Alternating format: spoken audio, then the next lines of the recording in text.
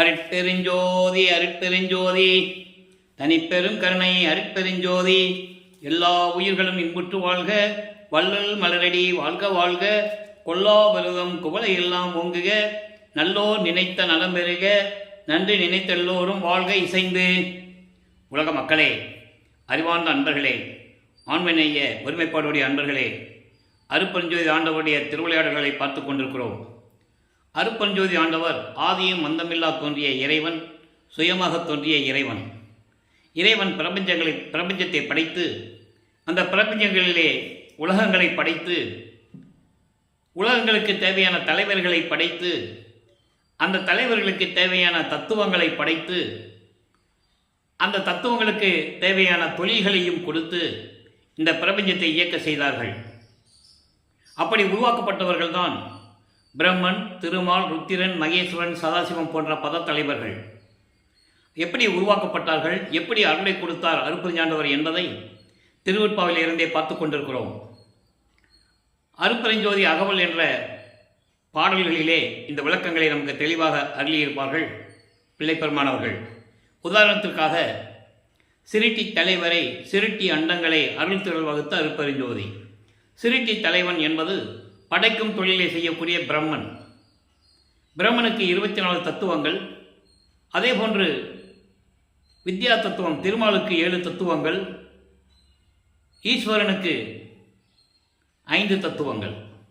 இப்படி 36 தத்துவங்களையும் பிரித்து கொடுத்து, மகேஸ்வரனுக்கும் சதாசிவத்திற்கும் அவருடைய தத்துவிகளை எல்லாம் பிரித்து கொடுத்து இந்த பிரபஞ்சத்தை இயக்க வைத்தார்கள்.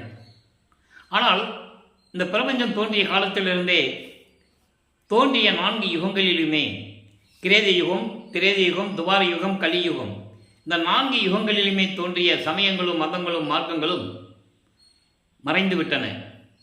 ஒவ்வொரு யுகத்திற்கும் ஆயுள் காலம் உண்டு. நான் ஏற்கனவே கூறியது போல, கிரேத யுகத்திற்கு 17,28,000 வருடங்களும், திரேத யுகத்திற்கு 12,96,000 வருடங்களும், துவார யுகத்திற்கு 8,64,000 வருடங்களும், கலியுகத்திற்கு 5,000 வருடங்களும். இப்படி ஒவ்வொரு யுகத்திற்கும் கால அளவு உண்டு. அந்த காலங்கள் முடிந்த உடனே அந்த யுகம் அழிந்துவிடும். அடுத்த ஒரு யுகம் பிறக்கும். அப்போ அந்த அழிந்து போகக்கூடிய யுகத்திலே தோன்றிய மார்க்கங்கள், சமயங்களும் அழிந்துவிடும். இப்படி ஒவ்வொரு யுகங்களிலும் தோன்றிய சமயங்களும் மதங்களும் மார்க்கங்களும் அழிந்துவிட்ட நிலையிலும் கூட இதை உருவாக்கியவர்கள் சைவ சமயத்தின் தலைவனாகிய சிவபெருமான், வைஷ்ணவ சமயத்தின் தலைவனாகிய திருமால், கௌபாரம், காணாபத்தியம், சௌரம், சாதகம் போன்ற சமயங்கள்லாம் உருவாகிவிட்டன. முருகன், விநாயகன், அம்மை, சூரியன், இப்படி பல சமய தலைவர்களெல்லாம் உருவாகி அதற்கு ஏற்றபடி அவர் காலத்தில் இருந்தவர்கள் எல்லாம் கற்பனைக்கு ஏற்றபடி, தத்துவங்களுக்கு ஏற்றபடி உருவங்களை அமைத்து, அதற்கேற்றபடி ஆலயங்களை அமைத்து, வழிபாட்டு முறைகளை அமைத்து மக்களை வழிபட செய்து விட்டார்கள். இந்த சமயங்களும் மதங்களும் மார்க்கங்களும் தோன்றிய காலகட்டங்களில் மக்கள் இதை உணராமல் அறியாமையில் இருந்து கொண்டிருந்தபடியால், எல்லா யுகங்களும் முடிந்த பிறகு சதுர்யுகம் பிறந்த காலகட்டங்களில் சதுர்யுகத்தில் வாழக்கூடிய மக்களுக்கு ஒரு ஆன்மீக மார்க்கம் வேண்டும் என்பதற்காக அருட்பெருஞ்சோதி ஆண்டவர் சுத்த சன்மார்க்கத்தை நிறுவி அதை தன் மகன் கையில் கொடுத்து இந்த பிரபஞ்சத்தை இயக்க வைக்க வேண்டும் என்பதற்காகவே ஒரு தாயின் வழியாக இந்த பூலோகத்திற்கு வருவிக்க செய்தார் அருட்பெருஞ்சோதி ஆண்டவர். தன் அருளால் பெற்றெடுத்த ஒரு ஆண்மகனை செல்வப்பிள்ளை என்று பெயரிட்டு அருட்பெருஞ்சாண்டவர் வளர்த்து கொண்டிருந்த காலகட்டங்களில் சதாசிவத்துடைய ஆயுள் காலம் முடியும் காலம், ஆயுள் காலம் என்பது அவருடைய ஆட்சி காலம் முடிவடைகின்ற அந்த 51 ஆண்டுகள் பாக்கி இருக்கின்ற போது தனது மகனை ஒரு தாயின் வழியாக வருவிக்க செய்தார் என்பதை திருவெட்பாவிலிருந்தே நாம் பார்த்து கொண்டிருக்கிறோம். தன் மகனை ஒரு தாயின் கருவையிலே 10 மாதங்களில் இருக்க வைத்து எப்படி இந்த மண்ணுலகிற்கு அனுப்பினார் என்பதையெல்லாம் திருவெட்பாவினுடைய பாடல்கள் மூலமாக பார்த்து விட்டோம். அதே நேரத்தில் ஒரு தாயின் கருவறையில் இருக்கும்போது இறைவன் அருட்பெருஞ்சாண்டவர் எப்படியெல்லாம் தனக்கு அருளினார் என்பதையும் தெளிவாக பார்த்து விட்டோம். கருவறையில் இருக்கும்போது, கருவறை இருட்டாக என்று சொல்லும்போது தனது மகனுக்கு அருட்பெருஞ்சோதி ஆண்டவர் ஒளி காட்டியதையும், தன் மகன் பசி என்று கூறும்போது கருவறையிலே தன் மகனுக்கு அருளமுதம் ஊட்டியதையும் காற்று வரவில்லையே, உடம்பு புழுக்கமாக இருக்கிறதே என்று கூறும்போது அமுத காற்று வீசியதையும் விளக்கமாக பிள்ளை பெருமானவர்கள் அருளியதை நாம் பார்த்துவிட்டோம். இப்போ ஏன் அந்த காலகட்டங்களில் தனது மகன் வருவிக்க விட்டார் என்பதற்கும் திருவிற்பாவிலே விளக்கங்கள் உண்டு. ஆன்ற சன்மார்க்கம் அணிபெற என்னைத்தான் ஈன்று அமுதளித்த இனிய நற்றாயே என்று கூறுவார். சன்மார்க்கத்தை உலக மக்களிடம் தெரியப்படுத்தி உலக மக்களை எல்லாம் சுத்த சன்மார்க்கத்தில் இணைத்து அந்த உலக மக்களெல்லாம் இன்புற்று வாழ வேண்டும் என்பதற்காகவே என்னை கலியுகத்தினுடைய இறுதி கட்டத்தில் இறைவன் என்னை வருவிக்க செய்தார், நான் வருவிக்க உற்றேன் என்று கூறுவார். அதற்கான பாடல் விளக்கங்கள் எல்லாம் உண்டு. அகத்தை கருத்து புறத்தை வெளுத்திருந்த உலக அனைவரையும் சகத்தை திருத்தி சன்மார்க்கத்தை அடைவித்திட அவரும் இகத்தை பரத்தை பெற்று மகிழ்ந்திடுவதற்கு என்றே என்னை உகத்தை இறைவன் வருவிக்க உற்றேன், அருளை பெற்றேனே என்று கூறுவார். உகம் என்பது இந்த கலியுகத்தினுடைய கடைசி கட்டம். கலியுகம் 1900 ஆண்டுகளிலே முடிவடைந்து விட்டது என்பதை வல்லப்பெருமானவர்கள் தெளிவாக நமக்கு அருளியதை விளக்கமாக பார்த்து விட்டோம். அப்போ பிள்ளை பெருமானவர்கள் வருவிக்க உற்ற இடம் சிதம்பரம் அருகே மருதூர் என்ற கிராமத்திலே சைவகுலத்தில் இருந்த ராமையா பிள்ளை சின்னையம்மை அவர்களுடைய இல்லற வாழ்க்கையில் வருவிக்க உற்றார். 5/10/1823 ஆண்டு நமது இறைவன் வல்லப்பெருமானவர்கள் ஒரு தாயின் வழியாக இந்த பூலோகத்திற்கு வருவிக்க உற்றார். அவர் வருவிக்க உற்றதை பிரம்மன் திருமால் போன்ற பதத்தலைவர்களும் தேவர்களும் ரிஷிகளும் முனிவர்களும் வாழ்த்தி வரவேற்கிறார்கள். எங்களை எல்லாம் ஆளப்போகும் அருள்கடலே என்று சொல்லி வாழ்த்தி வரவேற்கிறார்கள். அந்த நிலைகள் எல்லாம் பார்த்து விட்டோம். அதன் பிறகு பின்னலூர் அருகிலே இருக்கின்ற, அதாவது மருதூர் அருகே இருக்கின்ற பின்னலூர் என்ற கிராமத்திலே ராமலிங்கேஸ்வரர் கோயில் என்று ஒரு கோயில் இருக்கிறது. அது ராமையா பிள்ளை அவர்களுடைய குலதெய்வமான ஒரு கோயில். அங்கேதான் தன் மகனுக்கு ராமலிங்கம் என்று பெயரிட்டு சம்பிரதாய சடங்குகள் எல்லாம், சைவ சமயத்தினுடைய சடங்குகள் என்னென்ன இருக்கிறதோ, மொட்டையடித்து காது குத்தி காதில் கடுக்கான் போட்டு திருநீர் பூசி என்னென்ன சடங்குகள் இருக்கிறதோ அத்தனையும் செய்து முடித்தார்கள். அதன் பிறகு சிதம்பரத்திலே ஒரு திருவிழாவிற்காக குழந்தைகளை அழைத்து கொண்டு செல்லுகிறார்கள். அவர்களுக்கு ஏற்கனவே உலகியலிலே பிறந்த குழந்தைகள் 4 பேர். அவர்கள் பிறந்தவர்கள் வல்லப்பெருமான் அவர்கள் வருவிக்க உற்றவர் என்பதை நீங்கள் புரிந்து கொள்ள வேண்டும். வருவிக்க உற்றவர் என்பது இறைவனுக்கு ஒரு காரியமாக வேண்டும் என்றால் அங்கே ஒரு குழந்தையை எப்படி வேணாலும் வருவிக்க செய்யலாம் இறைவன். அந்த நிலையிலே வருவிக்க உற்றவர் என்பதை விளக்கமாக பார்த்து விட்டோம். இப்போ சிதம்பரத்துக்கு எடுத்து செல்கிறாங்க, கூட்டு போகிறாங்க. அந்த காலத்தில் கிராமப்புறத்திலிருந்து நகரப்புறத்தில் ஏதாவது திருவிழா நடந்ததுன்னா குடும்பத்தோடு போவாங்க. புளிசோறு தயிர் சோறு கட்டிக்கிட்டு மாட்டு வண்டியிலேயோ நடந்தோ போவாங்க. அந்த நிலையில் போயிட்டு இருக்கும்போது அங்கே சிதம்பரத்திலே எல்லாரும் நடராஜனை வழிபட்டு கொண்டிருக்கிறார்கள். அது இயற்கை. ஏற்கனவே காலங்காலமாக சைவ சமயத்தில் இருக்கின்றவர்கள் மற்றவர்கள் எல்லாம் போய் நடராஜனை வழிபடுவது வழக்கம். நடராஜன் ஒரு சைவ சமயத்தின் தலைவன் என்பதை வல்லப்பெருமான் தான் தெளிவாக கூறியிருக்கிறார்கள். ஆக இந்த நிலையில் இருக்கும்போது எல்லாமே நடராஜனை கும்பிடும்போது இவருக்கு மட்டும் அருட்பெருஞ்சோதி ஆண்டவர் தன் மகனுக்கு சிதம்பர ரகசியத்தை காட்டுகிறார். அதுதான் சிவரகசியம். வெட்ட வெளியாக காட்டுகிறார். தில்லை தலத்தடையே திரைதூக்க தரிசித்த போது வேய்வகை மேல் காட்டாதே எந்தனக்கே வெளியாய் காட்டிய மெய்வுறவா மெய்ப்பொருளே என்று கூறுவார். தனக்கு மட்டும் அந்த நிலையை காட்டி இறைவன் வெளியாக காட்டுகிறார். எந்த உருவம் இல்லாமல், அந்த உருவத்திலே அணிகலன் ஆபரணங்களாம் அணிந்து இருக்காமல், கையிலே ஆயுதங்களுடன் இல்லாமல் தன் மகனுக்கு வெளியாக காட்டுகிறார் அருட்பெருஞ்சோதி ஆண்டவர். அதன் பிறகு தன் மகனுக்கு ஒரு மறைப்பு நிலையை கொடுக்கிறார். குழந்தை பருவத்திலே இந்த குழந்தைகளெல்லாம் அழைத்து கொண்டு ராமையா பிள்ளை அவர்கள் காலமான உடனே சின்னையம்மை அவர்கள் குழந்தைகளை அழைத்து கொண்டு அவர் பிறந்த ஊரான பொன்னேரி அருகில் இருக்கின்ற சின்னக்காமலம் என்ற ஊருக்கு செல்லுகிறார்கள். சில காரணங்களால் அங்கே இருக்க முடியவில்லை. அதன் பிறகு சென்னையிலே வந்து குடியேறுகிறார்கள். அவர்கள் குடியிருந்த பகுதி வீரசாமி முதலியார் தெரு என்ற ஒரு தெரு, ஏழுகிணர் பகுதி என்று சொல்லுவார்கள். இப்போ அந்த இடத்துக்கு பேர் வள்ளலார் நகர். அந்த வள்ளலார் நகரில் குடியேறுகிறார்கள். நமது குழந்தை இறைவன் வளர்ந்து கொண்டிருக்கிறார். பள்ளிக்கூடத்தில் சேர்க்கணும், கொண்டு போய் சேர்க்குறாங்க. அவரால் படிக்க முடியாது. என இறைவனுடைய திருவிளையாடல் நடந்து கொண்டிருக்கிறது. நான் ஏற்கனவே கூறியது போல தனது மகன் இந்த உலகியலிலே எந்த ஆசிரியரிடமும் உலக படிப்பை படிக்கக்கூடாது, இந்த சந்தை படிப்பை படிக்கக்கூடாது, யாரையும் தன் மகன் குருவாக ஏற்றுக்கொள்ளக்கூடாது. இது இறைவனுடைய திருவிளையாடல் நடந்து கொண்டிருக்கிறது. அப்போ அந்த பள்ளிக்கூடத்தில் சேர்த்தவொடனே அவருக்கு படிக்க மனம் இல்லை, எனக்கு பிடிக்கவில்லை என்று சொல்லி வந்து விடுகிறார். உலகியலிலே செவியிலே வந்த செய்திகள் நிறைய உண்டு, அந்த விளக்கத்துக்குள்ளே நம்ம போக வேண்டாம். அப்போ இந்த நிலையில் இருக்கும்போது, ஏன்னா நான் பள்ளிக்கூடத்திலிருந்து வெளியே வந்துட்டேன், நான் படிக்கலைன்றது திருவிற்ப பாடலில் இருக்கு. அந்த உண்மையை நம்ம மக்களுக்கு தைரியமாக சொல்லலாம். முனை பள்ளி பயிற்றாது எந்தனை கல்வி பயிற்று, எந்தனக்கே கல்வி பயிற்று முழுதும் உணர்வித்து உடலெல்லாம் பழுதவித்து என்னை பள்ளி எழுப்பிய அருப்பெருஞ்சோதி என் அப்பனே பள்ளி எழுந்தருள்வாய் என்று சொல்லுவார். திருப்பள்ளி எழுச்சி என்ற பாடல்களிலே 6ஆம் திருமுறையிலே அந்த பாடல் வரும். ஆக அதன் மூலமாக நாம் என்ன தெரிந்து கொண்டிருக்கிறோம் என்றால், இது இறைவனுடைய திருவிளையாடல்.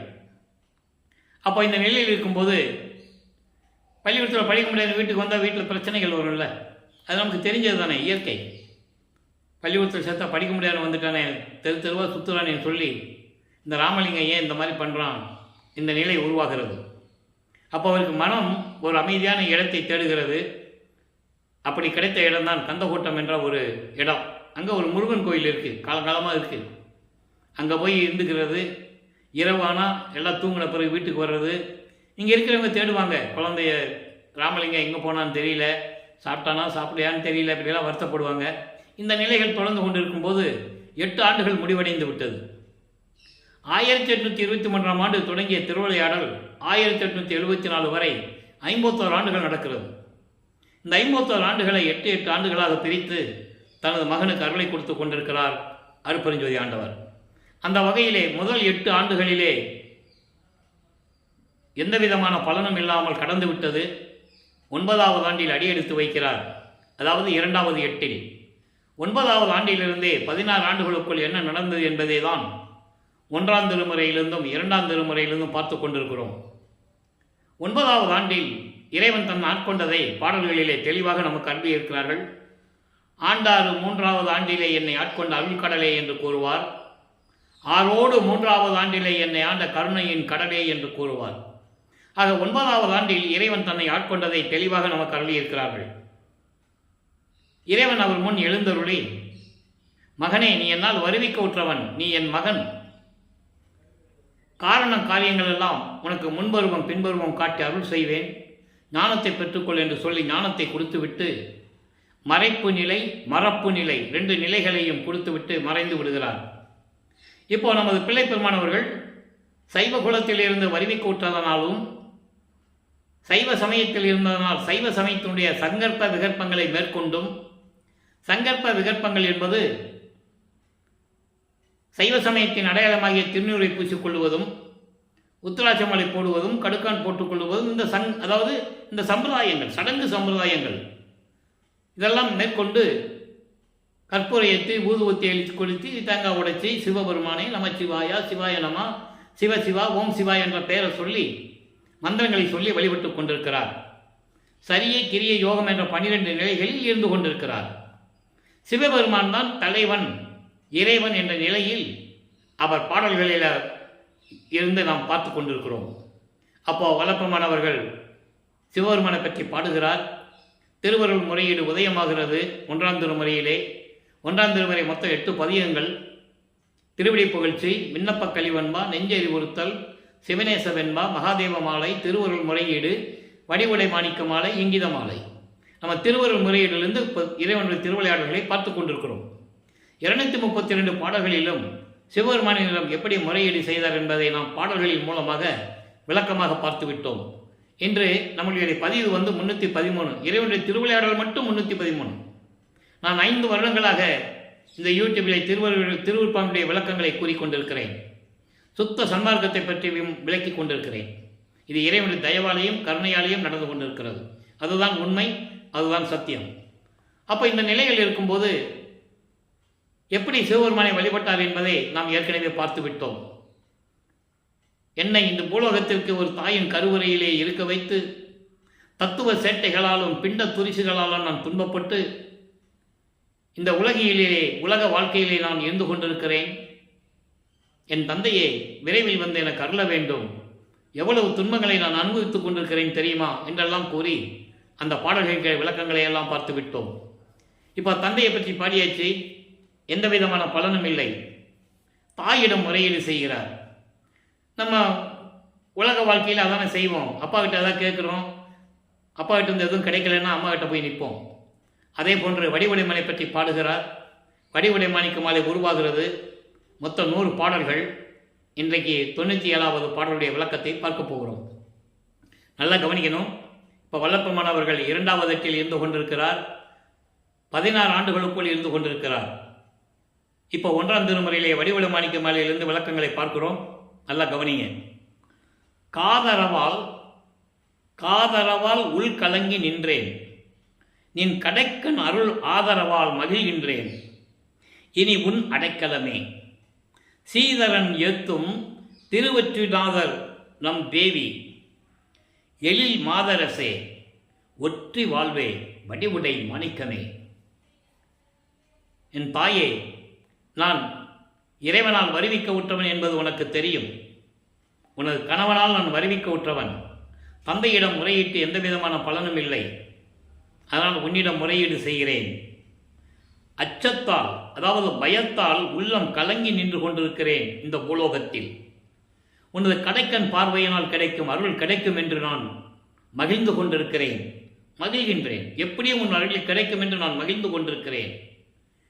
இனி நான் உன்னுடைய அடைக்கலம், இனி நான் உன் அடைக்கலமே. சீதரன் ஏத்தும், சீதரன் என்பது திருமால்.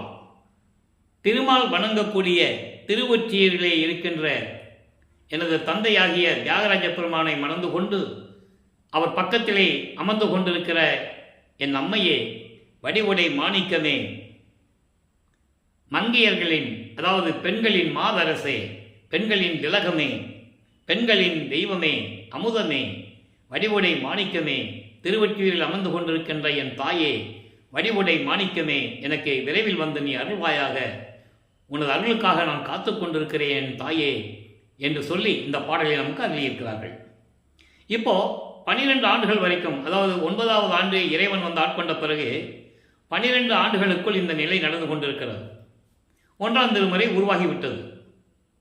இப்போ 13வது ஆண்டு வருவிக்க உற்று 13வது ஆண்டிலே முதலாக தியாகராஜ பெருமானை வழிபடுவதற்காக ஏழுகணர் பகுதியில் இருந்து நமது குழந்தை இறைவன் கால் வலிக்க நடந்து செல்லுகிறார் திருவொற்றியூருக்கு. அப்போ திருவொற்றியூரில் இருக்கின்ற தியாகராஜ பெருமானை எப்படியெல்லாம் வணங்கினார், வழிபட்டால், முறையீடு செய்தார் என்பதை 2ஆம் திருமுறையில் இருக்கின்ற பாடலில் விளக்கமாக பார்த்து கொண்டிருக்கிறோம்.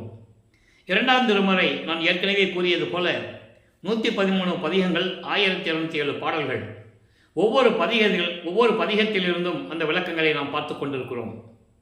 அந்த வகையிலே நாம் 29 பதிகங்களுடைய விளக்கங்களை பார்த்து விட்டோம். அதனுடைய ஒரு சுருக்கம். தியாகராஜ பெருமானை போய் திருவொற்றியூருக்கு போக வேண்டியது, எல்லாரும் தூங்கிட்டு இருப்பாங்க, எந்திரிச்சிருக்க மாட்டாங்க. இவர் மட்டும் எந்திரிச்சு அப்படியே நடந்து திருவொற்றியூருக்கு போவார், கால் வலிக்க நடந்து போவார் என்பதை பாடல்களிலே கூறியிருக்கிறார். அப்போ அவருக்கு ஒன்றுமே தெரியாது. சிவபெருமான் இறைவன் தெரியும், சைவ சமயத்தில் இருப்பதனால் அதனுடைய வழிகளை பின்பற்றி கொண்டிருக்கிறார். அவருக்கு அப்போ சுத்த சன்மார்க்கம் தெரியாது, அருப்பஞ்சோதி ஆண்டவர் யாரும் தெரியாது. இந்த நிலையில் இருந்து கொண்டிருக்கிறார். ஏனென்றால் அங்கே இறைவனுடைய திருவிளையாடல் நடந்து கொண்டிருக்கிறது. தனது மகனை சமயங்களிலும் மார்க்கங்களிலும் மதங்களிலும் கூறப்பட்ட நெறிமுறைகளை பின்பற்றி கொண்டு அவன் இருக்க வேண்டும், மக்களோடு மக்களாக உலாவ வேண்டும். அதன் பிறகு சுத்த சன்மார்க்கத்தை கொடுத்து இதெல்லாம் வேண்டாம் மக்களே, உலக மக்கள் இதெல்லாம் பொய் என்று சொல்ல வேண்டும். அது பாடல்களிலே உண்டு. வல்லப்பமானவர்கள் வருவிக்க உற்று இந்த பூலோகத்திற்கு 202 ஆண்டுகள் முடிவடைந்த நிலையிலும் கூட திருவொற்பாவினுடைய பாடலுடைய விளக்கங்களை கூறி மக்களிடம் இறைவனுடைய நிலையையும் வல்லப்பமானுடைய அருள் நிலையையும் யாரும் எடுத்து கூறாததினால் மக்களுக்கு தெரியவில்லை. அதுதான் காரணம். இந்த நிலையில் இருக்கும்போது இப்போ அந்த 29 பதியங்களில் பார்க்கும்போது திருமலை வயலுக்கு போவார். ஏன்னா திருவொற்றியூரில் எதுவுமே நடக்கலை, திருமலை வயலுக்கு போவார். அங்கே இருக்கிற சிவபெருமான் பேர் மாசிலாமணி. அங்கே எப்படியெல்லாம் பாடி உருகினார் என்பதை பாடல்கள் மூலமாக விளக்கமாக பார்த்து விட்டோம். கேட்பார், சும்மா உங்ககிட்ட இருந்தவன் என்ன அந்த பூலோகத்துக்கு வருவிக்க வச்சு இப்படி ரோட அலைய விட்டுட்டியே, கால் வலிக்க நடந்து வந்து இங்கே நிற்கிறேனே, உனக்கு தெரியல, உனக்கு தெரியாதா? பேசாத, அதாவது ஊமை போற நின்றுட்டுருக்க, எதுக்காக மகனே வந்த, கால் வலிக்குதான் மகனே அப்படின்னு நீ கேட்க வேண்டாமா என்ன? இந்த நிலையில் இருந்து கொண்டு பாடுகின்ற பாடலிய விளக்கங்களை நினைக்கும் போது அப்படியே நமக்கே கண்ணில் தண்ணி வரும். நல்லா நினச்சி பாருங்க. 8 ஆண்டுகள் வருவிக்க விட்டு 8 ஆண்டுகள் வரைக்கும் அவர் யாருன்னு அவருக்கு தெரியாது. 9வது ஆண்டிலே வருவிக்க விட்ட பிறகு எப்படி வருவிக்க விட்டான்னு இறைவன் வந்து சொன்ன பிறகு இறைவனுடைய பிள்ளைன்னு தெரியும், இறைவனுடைய மகனும் தெரியும். வெளியே சொல்லவும் முடியாது, எந்த விதமான ஆற்றலும் இல்லை. நடந்து போறாரு, கால் வலிக்க நடந்து போறாரு. இந்த நிலையில் இருக்கும்போது அவர் மனநிலை எப்படி இருக்கும் என்பதை அந்த பாடல்களிலே இருக்கின்ற விளக்கங்களை நினைக்கும் போது அவ்வளவு நமது மனம் உருகும். உருகி உருகி பாடுவார். அதன் பிறகு அங்கே எதுவும் நடக்கலை, பிரயோஜனம் இல்லை. திருவள்ளி தாயத்துக்கு வருவார், அங்கே இறைவனை பற்றி பாடுவார். அங்கே தான் சொல்லுவார், என்னை பற்றி எனக்கு கவலை இல்லை, பெற்ற மகனை தெருவில் விட்டு விட்டானே என்று சொல்லி உன் மீது பழிகள் வரும், இழிச்சொல் வரும். அந்த பழிச்சொல்லுக்கும் இழிச்சொல்லுக்கும் நீங்கள் ஆளாகக்கூடாது என் தந்தையை, அதுக்கு தான் நான் வருந்துகின்றேன். நான் கால் வலிக்க நடந்து வந்தது கூட எனக்கு துன்பம் இல்லை, அதை நான் தாங்கிக் கொள்ளுகிறேன்.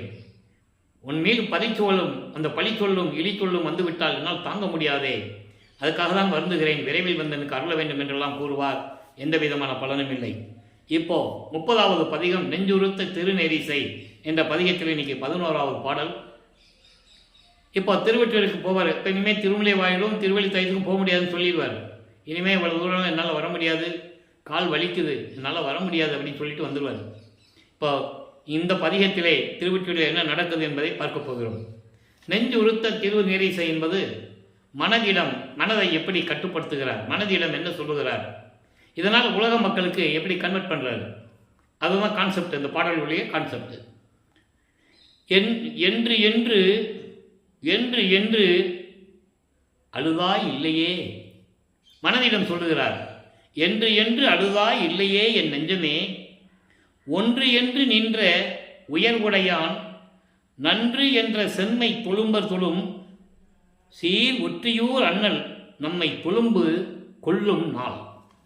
மனமே, நமக்கு எந்த நாள் நல்ல நாள்னு நீ நினைக்கிற? ஒவ்வொரு நாளும் நீ இறைவனை பற்றி நினைச்சிருக்கியா? அதான் சொல்றாரு, என்று என்று அழுதாய் இல்லையே. ஒரு நாளாவது நீ இறைவனை மனசுல நினைச்சு நீ கண்ணீர் விட்டு அழுதுருக்கியா? என் மனமே, அப்படியெல்லாம் நீ செய்யவே இல்லை.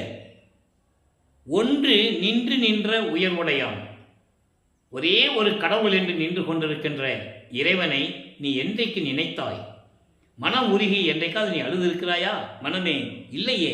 அதோடு மட்டுமல்ல, நல்ல செயல்களை செய்யக்கூடிய உன்னதமான அடியார்கள் தொழக்கூடிய திருவொற்றியூரில் புகழோடு விளங்கி கொண்டிருக்கின்ற நம்ம கடவுளை நம்ம வணங்குவோம். நீயும் நானும் சேர்ந்து வணங்கினால் அந்த நாள் தான் நமக்கு நல்ல நாள்.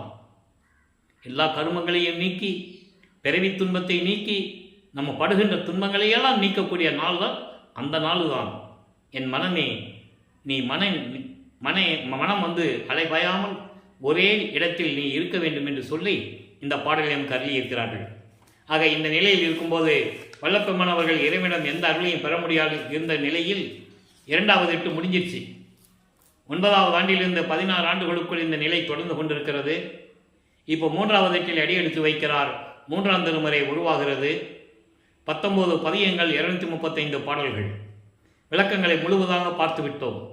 அப்போ இந்த 8 ஆண்டுகளில் என்ன நடந்தது, அதனுடைய ஒரு சுருக்கம். இப்போ காட்சிகள் மாறுகிறது, ஆண்டுகள் உருண்டோடுகிறது, காட்சிகள் மாறுகிறது. இப்போ திருவொற்றியூரில் தியாகராஜ பெருமான் காட்சி கொடுக்கிறார். இவருக்கு ரொம்ப சந்தோஷமா இருக்கும். இது வரைக்கும் நடக்கலை இல்லை, 16 ஆண்டுகள் வரைக்கும் இது வரைக்கும் எந்த விதமான நிகழ்வுகள் நடக்கவில்லை. இப்போ காட்சி கொடுக்குறாரு, மறைஞ்சிருவார். அப்புறம் திருவிழா வீதி வரும், பவனி கொண்டு வருவாங்க தேரில் வச்சு.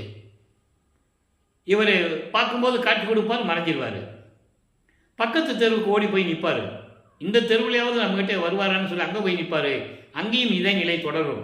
அப்போ ஒவ்வொரு தெருக்களிலும் தேர் வரும்போது அங்கெல்லாம் இவர் நின்று கொண்டிருப்பார். இந்த நிலைகளெல்லாம் முடிந்த பிறகு நிறைய பாடல்கள் உண்டு. நம்ம ஏற்கனவே விளக்கமாக சொல்லிட்டோம்.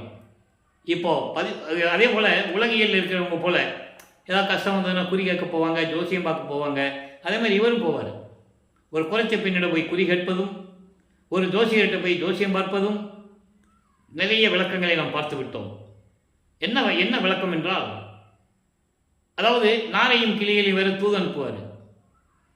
நீங்கள் போய் தியாகராஜ பெருமாட்ட சொல்லுங்கள், நான் நேராக போய் நின்னாலும் காட்சி கொடுக்குறாரு, பேசுறது இல்லை, எனக்கு மனசு கஷ்டமாக இருக்குது, நீங்கள் போங்க, உங்கள் வீட்டிலேயாவது பதில் சொல்லி அனுப்புகிறாரான்னு பார்க்குறேன்னு சொல்லி நாரையிடம் கிளிகளையும் தன்னுடைய நிலையை சொல்லி மனக்குமுறலையும் மனதில் இருக்கின்ற ஏக்கத்தையும் ஒரு பரிதவிப்பையும் எல்லாம் கூறி தூது அனுப்புவார். நாரையும் கிளியும் நாட்டரும் தூது என்ற பதிகத்தில் இருக்கின்ற எல்லா பாடலுடைய விளக்கங்களையும் பார்த்து விட்டோம். இந்த நிலைகள் தொடர்ந்து கொண்டிருக்கும் போது 19வது பதிகத்திலே காதல் மாட்சி என்ற பதிகம் கடைசி பதிகம். 10 பாடல்கள் உண்டு. இவரை பார்த்து சிவபெருமான் எப்படி தெருவழியாக ஓடுகிறார் என்பதையும், இவர் பின்னால் ஓடிய ஓட்டத்தை பிடிக்க முடியவில்லை என்ப விளக்கங்களை எல்லாம் பார்த்து விட்டோம். அப்போ அங்கே இருக்கிறவங்க கேட்பாங்கல்ல, என்ன ராமலிங்கம் தெருவழி ஓடிக்கிட்டு இருக்க அப்படின்னு கேட்பாங்கல்ல. அது இயற்கை தானே. ஏன்னா 24 ஆண்டுகள் வரைக்கும் அங்கே பார்த்துக்கிட்டு இருக்காங்க. அவரை 13வது ஆண்டு வரிவிக்க விட்டு 13வது ஆண்டில் அங்கே போனவர் 24 ஆண்டுகள் வரைக்கும் அங்கே தான் இருக்கிறார். கிட்டத்தட்ட 1847ஆம் ஆண்டுன்னு நீங்கள் கணக்கில் எடுத்துக்கலாம். ஏன்னா கலியுகத்தோட கடைசி கட்டம். அப்போ அந்த நிலையில் இருக்கும்போது இவர் சொல்லுவார், நான் இறைவன் மீது காதல் கொண்டுள்ளேன். எப்படிப்பட்ட நிலையில் அவன் இருந்தாலும் சரி, அவனுடைய காதலை நான் கனவில் கூட மறக்க முடியாதுன்னு சொல்லுவார். அப்போ அங்கே இருக்கிறவங்க கேட்பாங்க. அதுக்கும் ஒரு 10 பாடல்கள் உண்டு. என்ன ராமலிங்கம் இப்படி சொல்கிற, கலியுகத்தில் இதெல்லாம் நடக்கிற விஷயமா? சிவபெருமான் வந்தாராம், ஓடினாராம், இவர் பின்னால் ஓடினாராம், இதெல்லாம் நம்பக்கூடியவா இருக்கு? அப்படியே இருந்தால் கூட சிவபெருமானுடைய நிலையை கூறுவார்கள். அவனுக்கே சோத்துக்கு இல்லாமல் தெருவாக பிச்சை எடுத்தவன், தூக்கம் அதாவது இருக்க இடம் இல்லாமல் சுடுகாட்டில் படுத்திருந்தாலும், பாம்பை வேற கழுத்தில் வச்சிருக்காப்புல, பிணங்களுடைய மண்டை ஓடுகளை மாலையாக போட்டிருக்கிறாப்புல. அப்படி இருக்கும்போது நீ அவனை போய் எப்படி கட்டி பிடிப்ப? பாம்பு கொத்துமே, மண்டை ஓடுகள்லாம் அவன் நெஞ்சில் அழுத்துமே, இடிக்குமே அப்படின்லாம் சொல்லுவாங்க. அதை இவரை பெண்ணாக பாவித்து இறைவனை ஆணாக பாவித்து அந்த பாடல்களை கொடுத்திருக்கிறார்கள்.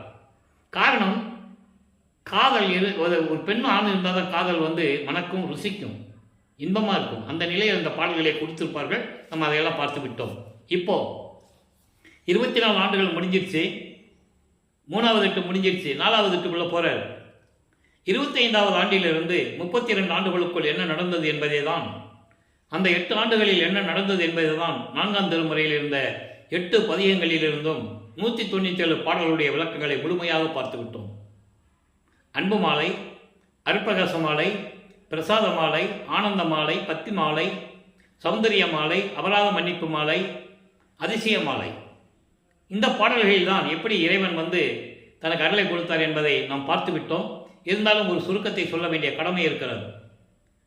27வது ஆண்டில் வல்லப்பமானவர்கள் வரிவிக்க விட்டு 27வது ஆண்டில் அவருக்கு கல்யாணம் பண்ணணும்னு சொல்கிறாங்க. உலகில் இது சகஜம் தானே. ஒரு பிள்ளை வீட்டுக்கு அடங்காமல் படிக்காமல் ஊர் சுற்றிட்டு இருந்தால் அவனுக்கு ஒரு கால் கட்டு போடணும்னு சொல்லுவாங்க. இது உலகியலுடைய வழக்கம், இயற்கை. அப்போ அதே மாதிரி அக்கா பொண்ணு அவனுக்கு கல்யாணம் பண்ணி வச்சிடலாம் தானே கொடியன்னு சொல்லி முடிவெடுக்கிறார்கள். இவர் முடியாதுன்னு சொல்கிறாரு. ஏன்னா அவங்க அப்பா பெர்மிஷன் கொடுக்கணும். யார்? அருட்பெருஞ்சாண்டவர். அப்போ இவங்கெல்லாம் சேர்ந்து நம்ம சொன்னால் கேட்க மாட்டேன்றாப்புல, சாமியார்கிட்ட கூட்டு போவோம்னு சொல்லி திருவொற்றியூர் கூட்டு போவாங்க. இப்போது அருட்பெருஞ்சோதி ஆண்டவர் அவர்தான் இறைவன் என்று தெரியும். ஆதியும் அந்தமில்லா தோன்றிய இறைவன் அவர்தான் தன்னை வருவிக்க உற்ற தந்தை என்று தெரியும். சுத்த சன்மார்க்கம் இருப்பது தெரியும். அந்த நிலையில் இருக்கும்போது என்ன நடந்தது? இப்போ கல்யாண ஏற்பாடு நடக்குது. அங்கே எல்லாரும் கூடியிருக்கிறார்கள். அதே நேரத்தில் பிரம்மன், திருமால், ருத்திரன், மகேஸ்வரன், சதாசிவம் போன்ற பதத்தலைவர்கள், ரிஷிகள், முனிவர்கள், தேவர்கள், இந்திரன் உட்பட அத்தனை பேரும் மணமக்களை வாழ்த்துவதற்காக அமர்ந்து கொண்டிருக்கிறார்கள். இது யார் கண்ணுக்கு தெரியாது, அவருக்கு மட்டும்தான் தெரியும். இந்த நிலையில் இருக்கும்போது தன் தந்தையும் தாயும் வரவில்லை என்று அவர் மனம் எப்படி ஏங்கியது என்பதை பாடலின் மூலமாக விளக்கமாக பார்த்து விட்டோம். அதன் பிறகு தன் மகனை வாழ்த்துவதற்காக 2 குதிரை மாட்டின தேர்களை வந்து தன் மகனை எப்படி வாழ்த்திவிட்டு சென்றார்கள் என்பதையும் பார்த்து விட்டோம். இப்போ இந்த நிலைகள்லாம் முடிந்த பிறகு வல்லப்பமானவர்கள் இறைவனுடைய 8 குணங்களிலே 4 குணங்களை அடைந்து இப்போ 5வது குணத்தில் இருந்து கொண்டிருக்கிறார். இயற்கையாகவே பாசங்களை நீக்குதல், தன்மையத்தனாதல், தூய உடம்பினாதல், முற்றிலும் உணர்தல், இயற்கை உணர்வினாதல், இயற்கையாகவே பாசங்களை நீக்குதல். இப்போ இந்த 5வது குணத்தில் இருந்து கொண்டிருக்கிறார். அப்போ இந்த நிலையில் இருக்கும்போது உறவுகளை, அதாவது வருவிக்க உற்றதனால் ஏற்பட்ட உறவுகள், வல்லப்பமன் குடும்பம் நடத்தி பேரம்பத்தியெல்லாம் எடுக்கலை. அவருக்கு பேரன் கிடையாது, பேத்தியும் கிடையாது, எந்த உறவும் கிடையாது. திருவருட்பாவிலே அத்தனை விளக்கங்களும் உண்டு, யாரும் மறுக்கவும் முடியாது. அவருக்கு ஒரே உறவு அருப்பஞ்சாண்டவரும் சிவகாமி வள்ளியும், தாயும் தந்தையும். இந்த நிலையில் இருக்கும்போது இந்த வருவிக்க விட்ட சொந்தங்களை எல்லாம் விட வேண்டும், அந்த பற்றுகளை நீக்க வேண்டும், பாசங்களை நீக்க வேண்டும். அதே நேரத்தில் சமயங்கள், மதங்கள், மார்க்கங்கள் கூறப்பட்ட நெறிகளை விட வேண்டும். அதனுடைய சங்கற்ப விகற்பங்களை எல்லாம் விட்டு ஒழிக்க வேண்டும். சைவ சமயத்தின் அடையாளமாக திருநீரை பூசுவதை நிறுத்த வேண்டும். உத்திராட்சமாலை கழற்றி போடணும். ஏன்னா சுத்த சன்மார்க்கத்திற்கு அதெல்லாம் முக்கிய தடைகள், எதிரிகள் என்று சொல்லுகிறார். அது பாடல்களிலே உண்டு, விண்ணப்பத்திலே உண்டு. எல்லாமுடைய அருப்பெருஞ்சோதி அற்புத கடவுளே, இது தொடங்கி எக்காலத்தும் சுத்த சன்மார்க்கத்தின் முக்கிய தடைகளாகிய சுத்த சன்மார்க்கத்துடைய தடைகள், அது இருந்தால் சுத்த சன்மார்க்கத்துக்குள்ள வர முடியாது. சமயங்கள், மதங்கள், மார்க்கங்கள் என்பவற்றின் ஆசார சங்கற்ப விகற்பங்களும், வருணம், ஆசிரமம் போன்ற உலகாச்சார சங்கற்ப விகற்பங்களும் எங்கள் மனதில் பற்றா வண்ணம் அருள் செய்தல் வேண்டும் சொல்லிட்டாரா? அப்படி இருக்கும்போது இத்தகைய பகல் வரை அதை மக்களிடம் சொல்லாமல், அதெல்லாம் ஒன்றும் இல்லை, அதெல்லாம் ஒன்றும் இல்லைப்பா, ராமலிங்கம் அதெல்லாம் திருநூறுலாம் பூச சொல்லலை, அதெல்லாம் அவரே பூசிட்டு இருந்தார், அவரே நமச்சிவாய சிவாய நம்ம சொல்லிட்டு இருந்தார். இப்படி நிலைகள் தொடர்ந்து கொண்டு இருக்கின்றன. இருந்தார், உண்மைதான், அவரே சொல்றாரு, நான் இருந்தேன். அப்படி இருந்ததனால் எனக்கு எந்த லாபமும் இல்லை. நான் சமயங்களையும் மதங்களையும் மார்க்கங்களையும் சார்ந்த போது நான் இருந்தது உண்மை.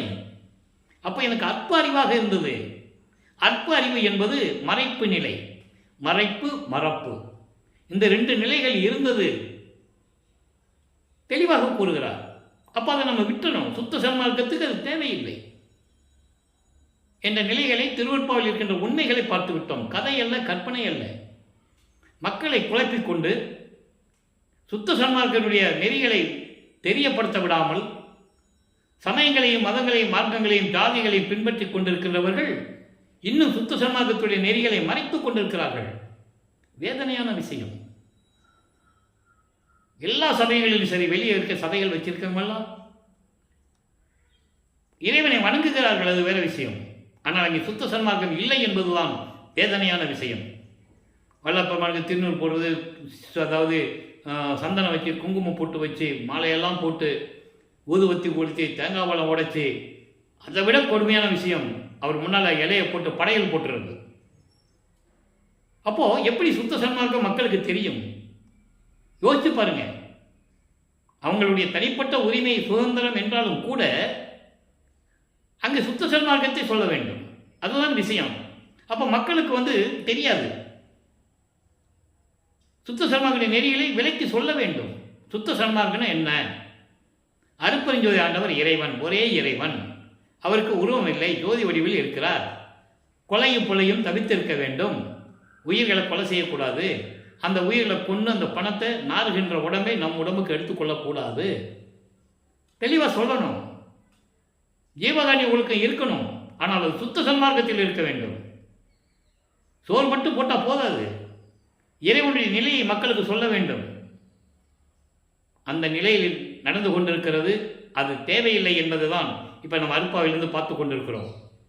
அந்த நிலையில் இருக்கும்போது இப்போ சரிய கிரிய யோகம் என்ற 12 நிலைகளையும் கடந்து விட்டார். அதற்கான பாடலுடைய விளக்கங்களை முழுமையாக பார்த்து விட்டோம். இப்போ தத்துவங்களை இறைவன் எப்படி அருளை கொடுத்தாரு?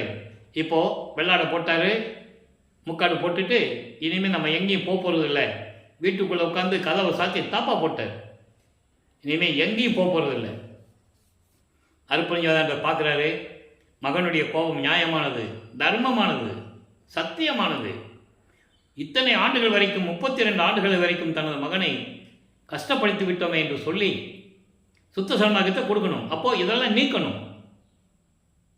திணி பூச்சிக்கக்கூடாது, உத்தரச்சமால் இருக்கக்கூடாது, ஊதுவத்தி கற்பூரம் இதெல்லாம் இருக்கக்கூடாது, நமச்சிவாய சிவாய நம்ம சொல்லக்கூடாது. இப்போது அவர் சொன்னதெல்லாம் அப்புறம் முடிஞ்சு போச்சு, இப்போ சொல்லக்கூடாது. அந்த நிலை இருக்கும்போது மகனை தேடி விண்ணுலகத்திலிருந்து பூலோகத்திற்கு வந்து திருவழியாக கால் வலிக்க எனது தந்தை எப்படி நடந்து வந்து கதவை திறந்து அருளை கொடுத்தார் என்பதை கூர்மையதெல்லாம் நாம் பார்த்து விட்டோம். அற்புதமான நிலைகளெல்லாம் கடந்து விட்டோம். ஒரு காலை உள்ளே வச்சு ஒரு காலை வெளியே வச்சு கதவை திறந்து மகனை கூப்பிடுவார். இவர் உள்ளே வாங்க தந்தையன்னு கூப்பிடுவார், வரமாட்டார். அவர் தெரியும் உள்ளே போனோன்னா இவன் பூட்டிக்குவான் கதவை, திருப்பி நம்ம வெளியே வர முடியாது, இன்னும் 19 வருஷம் பாக்கி இருக்கே, அவருக்கு தெரியும். அந்த நிலையை வைக்கும்போது மகனை கட்டி தழுவி உச்சி முகுந்து கொஞ்சி குலாவி எல்லாரிலையும் கொடுத்து விட்டார். எல்லாத்தையும் வைத்துக்கொண்டு இப்போ சாகா கல்வியை அங்கே தான் போய் கற்றுக்கணும். அப்பா கிட்ட போய் சுத்த சிவஞான வழிக்கு போகணும். அப்போ எப்படி போவார்? பறந்து தான் போகணும். சொல்கிறார், அண்டங்களை கடந்து வெளிகளை கடந்து தத்துவங்களை கடந்து அண்டங்களை கடந்து சரியை கிரிய யோகம் என்ற 12 நிலைகளையும் கடந்து நான் சென்று கொண்டிருக்கிறேன் என்று சொல்கிறார். அப்போ 13வது நிலை என்ன? ஞான சரியை தெரிய தச நிலை. அகவலில் இருக்க பாடல்கள் அங்கே தான் ஞான சரியிலிருந்து தான் மரணமில்லா பெருவாழ்வு தொடங்குகிறது. ஞான சரியுடைய விளக்கங்களை நாம் மேட்டு ரூபம் போகும்போது அங்கே பார்க்க போகிறோம். நெருங்கி கொண்டிருக்கிறோம், காலத்தை நெருங்கி கொண்டிருக்கிறோம். இப்போ வல்லப்பெருமான் அவர்கள் அதாவது 5வது எட்டில் இருந்து கொண்டிருக்கிறார். 33வது ஆண்டிலிருந்து 40 ஆண்டுகளுக்குள் என்ன நடந்தது என்பதை தான் திருவருட்பாவின் பாடல் மூலமாக நாம் பார்த்து கொண்டிருக்கிறோம். இப்போ சென்னையில் வந்து எல்லாருலேயும் கொடுத்தாச்சு. இப்போ சென்னையிலேருந்து நேராக பறந்து போய் சுத்த சிவஞான வெளியில் போய் அங்கே போய் சுத்த சன்மார்க்கத்தை வாங்கணும். மகனுக்காக தந்தை எதிர்பார்த்து கொண்டிருக்கிறார். அங்கே போகிறாரு. தேவர்கள், பிரம்மன், திருமால் போன்றவர்கள்லாம் வெளியே நிற்கிறாங்க. சத்தியஞானிக்குள்ளே போக முடியாது. முதல் படியிலே கால் எடுத்து வைக்க முடியாது. சத்தியஞானி சிவக்குள்ளே போகிறது இவங்க 2 பேர் தான், தந்தையும் மகனும் தான். இதெல்லாம் வெளியே இருந்தால் வேடிக்கை பார்க்கணும். மகனை வரவேற்கிறார். வா மகனை என்று சொல்லி இந்த ஆடைகளை எல்லாம் கலைந்துவிட்டு புனித நீராடி புத்தாடை அணிந்து அணிகலன்களை அணிந்து மங்கள கோலத்துடன் வருவாயாக, உனக்கு மணிமுடி சூட்ட வேண்டும், பொற்காப்பு அணிய வேண்டும், 2 நாளிகை தான் பாக்கி இருக்கிறது, விரைந்து வா என்று சொன்னதை பாடல்களின் மூலமாக தெளிவாக பார்த்து விட்டோம். தந்தையினுடைய கட்டளை ஏற்று வந்து அங்கே போடப்பட்ட இருக்கையிலே அமர்கின்றார். தந்தை மகனுக்கு மணிமுடி சூட்டுகிறார், கையிலே பொற்காப்பு அணிவிக்கிறார். நான் ஏற்கனவே கூறியிருக்கிறேன், பொற்காப்பு என்பது இளவரசனுக்குடைய அடையாளம். மன்னர்களும் ஜமீன்தார்களும் எப்படி தன்னுடைய மகனுக்கு முடிசூட்டுவார்களோ அதே போல அருப்பஞ்சாண்டவர் தன் மகனுக்கு முடிசூட்டி பொற்காப்பணிந்து மகனை சுத்த சன்மார்க்கத்தை பெற்றுக்கொள் என்று கொடுக்கிறார்.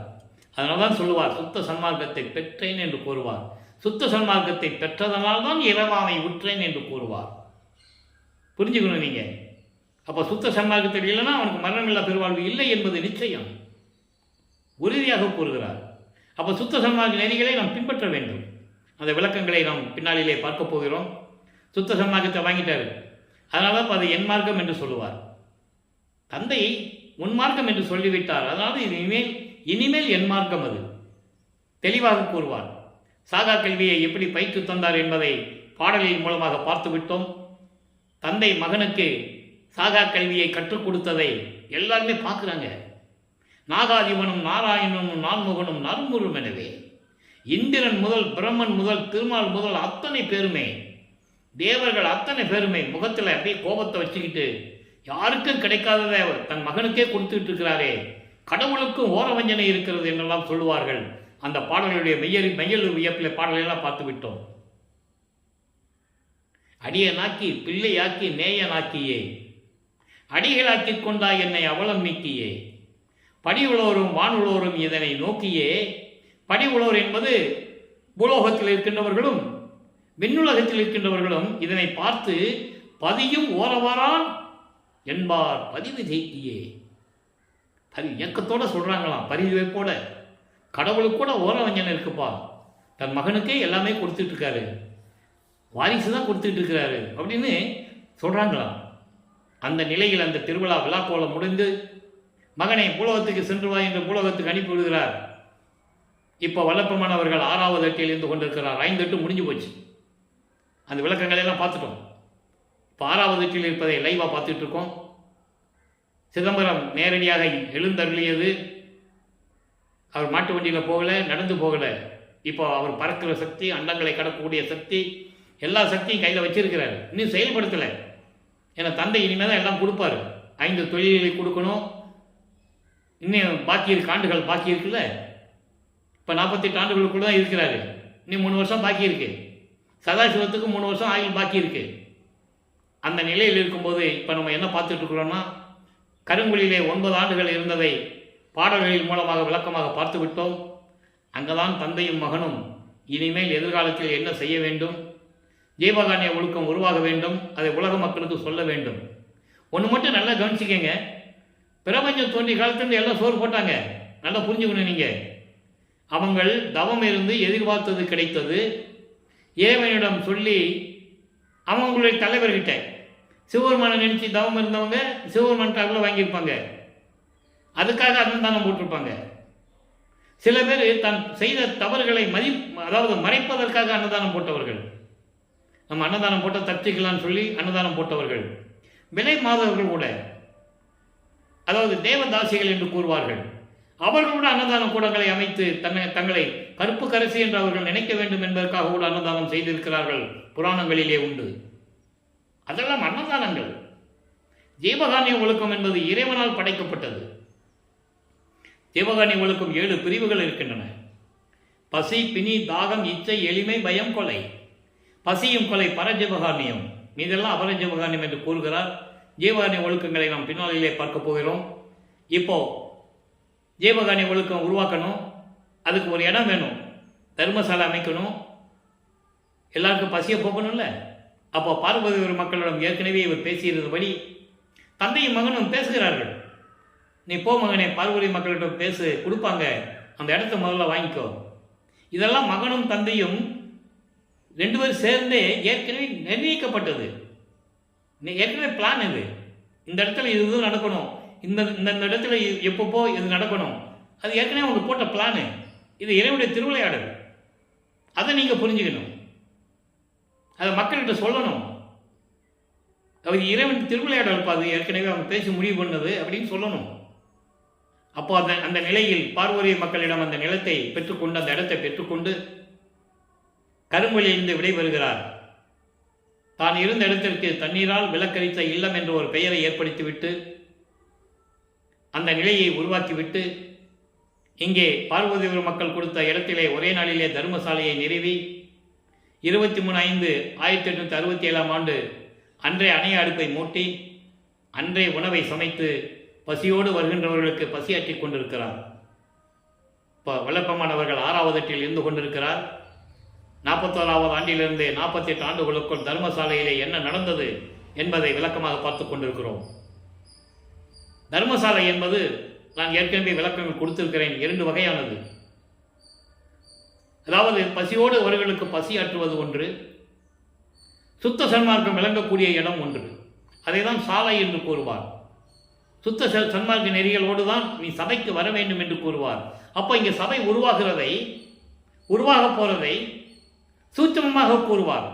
சாலை வழியாக சபைக்கு வரவும். சாலை வழியாக என்பது சுத்த சன்மார்க்க நெறிகளோடு வர வேண்டும். இங்க வந்துக்கிட்டு நமச்சிவாய சிவாய நமன் சொல்லக்கூடாது. அருப்பறிஞ்சோதி தான் சொல்லணும். அந்த நெறிகளோடு தான் நீங்கள் சபைக்கு வரணும். புலையும் கொலையும் தவிர்த்திருக்க வேண்டும். ரொம்ப முக்கியம் அது. அப்போ இந்த நிலையில் இருக்கும்போது அப்போ சபை கட்டளை நல்லா புரிஞ்சுக்கணும். அந்த சபை என்பது சத்தியஞான சபை என்பது ஏற்கனவே சுத்த சிவஞான வெளியிலே இருப்பது. அது இவர் போயிட்டு வந்துடுவார். டவுன் பஸ்ஸில் போகிற மாதிரி போயிட்டு வந்துடுவார். மக்களுக்கு வேணுமே. அதற்காகத்தான் இந்த பிரபஞ்சத்திலே இறைவனால் உருவாக்கப்பட்ட ஒரு சபை சத்தியஞான சபை வடலூரில் இருப்பது என்பதை நான் பதிவு செய்ய கடமைப்பட்டிருக்கிறேன். மீதியெல்லாம் கட்டினாங்க, கோயில் கட்டினாங்க, மன்னர்கள் கட்டியிருப்பாங்க, ஜமீன்தார்கள் கட்டியிருப்பாங்க, மத குருமார்கள் கட்டியிருப்பாங்க. நல்லா புரிஞ்சுக்கணும் நீங்கள். இப்படியெல்லாம் மனிதர்களால் உருவாக்கப்பட்டது. எல்லா நிலைகளுமே கலைநயத்தோடு, சித்திரக்கலைகளோடு, ஓவிய கலைகளோடு இப்படியெல்லாம் உருவாக்கப்பட்டது தான். ஆனால் இறைவனால் உருவாக்கப்பட்ட சத்தியஞான சபை இந்த பிரபஞ்சத்திலேயே வடலூரில் இருப்பதுதான் என்பதை நீங்கள் புரிந்து கொள்ள வேண்டும். அப்போ இந்த நிலையில் இருக்கும்போது 1869ஆம் ஆண்டு நமது பிள்ளை பெருமான் அவர்கள் தர்மசாலையில் இருக்கும்போது ஆறுமுக நாவலார் என்பவரால் ஒரு வழக்கு தொடரப்பட்டது. அது தினமும் நம்ம சொல்லிக்கிட்டு தான் இருக்கோம். அதனுடைய சுருக்கத்தை தான் சொல்ல முடியும். விளக்கங்கள் நிறைய நம்ம ஏற்கனவே பேசியாச்சு. ஏன்னா அந்த காலகட்டத்தில் என்ன நடந்ததுன்னு உலக மக்களுக்கு தெரியப்படுத்தணும். அப்போ முத்துசாமி ஐயர் என்ற ஒரு வழக்கறிஞரை நியமித்து ஆறுமுக நாவலார் வழக்கு தொடர்ந்து விட்டார். அந்த வழக்கினுடைய சாராம்சம் என்னவென்றால், ராமலிங்க பிள்ளை என்பவர் ஒருவர் வடலூரிலே இருந்து கொண்டு எந்த கல்லூரியிலையும் இலக்கணம் இலக்கியம் படிக்காமல், புலவர் பட்டம் பெறாமல், பாடல்களை தவறாக எழுதி கொண்டு திருவொற்பா என்று பெயரிட்டு திருமுறைகள் என்று அழைத்துக் கொண்டிருக்கிறார். சாதிகளையும் மதங்களையும் மார்க்கங்களையும் சமயங்களையும் சாடிக்கொண்டிருக்கிறார். அது எங்கள் மனதை புண்படுத்துகிறது. நாங்கள் காலங்காலமாக அதெல்லாம் பின்பற்றி கொண்டு வாழ்ந்து கொண்டிருக்கிறோம். எனவே திருவொற்பாவை மறுப்பாய் என்று அறிவிக்க வேண்டும் என்று சொல்லி வழக்கு விசாரணைக்கு வருகிறது. வாதியிடம் விசாரணை முடிந்துவிட்டது. அதாவது ஆறுமுகனாவோட வாதம் முடிந்துவிட்டது. பிரதிவாதியை அலைங்கள் என்று பிரிட்டிஷ்காரர் தான் நீதிபதி கூப்பிட சொல்றாரு ஊழியனை. எல்லாம் திரும்பி பார்க்குறாங்க, அங்கே இல்லை. அப்போ அவர் 3 தடவை ராமலிங்க பிள்ளை ராமலிங்க பிள்ளை ராமலிங்க பிள்ளை என்று கூப்பிட்ட பிறகு எழுந்தருள்கிறார். திடீரென்று அங்கே நிற்கிறார். அதை புரிஞ்சுக்கணும். அப்போ அங்கே இருக்கிறவங்க, அவரை சுற்றி இருக்கிறவங்களாம், இவர் ஏதோ ஒன்று பண்ணிட்டு இருக்கிறார், ஏதோ சித்து வேலை காட்டிட்டு இருக்கிறாரு அப்படி நிலையில தான் இருந்தாங்க. கூட இருந்தவர்கள் சரி, ஜாதிகளுடைய பெயர்களை போட்டுக்கொண்டு, பேருக்கு பின்னால் ஜாதி இருக்கும், முதலியார், பிள்ளையார், பிள்ளை, இப்படி நிறைய பெயர்கள் உண்டு, ஐயர், ஐயங்காரு. இத்தனைக்கும் அவர் சொல்கிறாரு, சுத்த சன்மார்க்கத்தில் இருக்கக்கூடாதுப்பா, நீங்கள் சமயங்களையும் மதங்களையும் பின்பற்றி கொண்டிருக்கிறீர்கள் சொல்லும்போது கூட எங்களால் விட முடியாதுன்னு சொல்லுவாங்க. அதனால சொல்லுவார், என் உடன் இருந்தவர்கள் எல்லாரும் சதி செய்தனர் என்று சொல்லுவார். அவர் இறைவன், அவர் நினைச்சிருந்தா என்ன வேணா பண்ணியிருக்கலாம். ஆளுகளை வச்சு கட்டணம் கட்ட வேண்டிய அவசியம் இல்லை, கையை காட்டினா போதும் வந்துடும். ஆனால் அது இயற்கைக்கு புறம்பானது என்பதனால் இறைவன் அதை செய்யவில்லை. அதை நீங்கள் நல்லா புரிஞ்சுக்கணும். அப்போ இந்த நிலையில் இருக்கும்போது நீதிபதி விசாரித்து பெருமாள் காட்சி கொடுக்குறாருங்க. நீதிபதி பார்த்த உடனே நீதிபதி எந்திரிச்சு நிற்கிறாரு. நீதிபதி எந்திரிச்சு நின்ன பிறகுதான் எல்லாரும் எந்திரிச்சு நிற்கிறாங்க. நீதிபதி எந்திரிச்சு நிற்கணும் அவசியம் இல்லை. அதனால தான் அந்த விளக்கத்தை நம்ம சூட்சமாக கவனிக்கணும். ஏன்னா அதை அப்படி சொல்றதுக்கு மனம் இல்லை. சிவபெருமான கோர்ட்டில் போய் சாட்சி சொன்னார். காஞ்சி காமாட்சி, மாரியம்மாள், சமவீர மாரியம்மாள் இப்படியெல்லாம் போய் கோர்ட்டில் சாட்சி சொன்னாலும் சொன்னாங்க. புராணங்களில் உண்டு, இல்லை என்று நம்ம சொல்ல வேண்டாம். அந்த விளக்கத்துக்குள்ள நம்ம போக வேண்டாம். ஆனால் இவர் காட்சி கொடுத்து நீதிபதி எந்திரிச்சு நின்னாரே, அது சொல்லணும். இல்லை, எந்திரிச்சு நின்னா வழக்கு தள்ளுபடி ஆகாது. விசாரணை நடக்கணும், உண்மை ஆராயப்பட வேண்டும். அதன் பிறகுதான் நீதிபதி நீதியை கூறுவார். அந்த வகையை திருவொற்பாதான் மக்களுக்கு ஏற்றது, இதை மறுப்பா என்று அறிவிக்க முடியாது என்ற உத்தமமான நீதியை பெற்றுக்கொண்டு வல்லப்பெருமானவர்கள் தர்மசாலையிலே வந்து அமர்ந்து கொண்டிருக்கிறார். உத்தரஞான சிதம்பரம் மாலை உருவாச்சு. அதில் தான் நிறைய விஷயங்கள் இருக்குது. எல்லாத்தையும் நம்ம பார்த்துட்டோம். சமாதி வற்புறுத்தல், நடராஜபதி மாலை, சத்குருமணி மாலை, இப்படி நிறைய பாடலுடைய விளக்கங்களை எல்லாம் பார்த்துட்டோம். ஏன் நடராஜபதி மாலை நமக்கு அருளினார் என்பதையும் விளக்கங்களையும் நம்ம ஏற்கனவே நான் சொல்லியாச்சு. நடராஜன் வேற, நடராஜபதி வேற. நடராஜன் என்பவன் கர்மசித்தர், சைவ சமயத்துடைய ஒரு அங்கம்.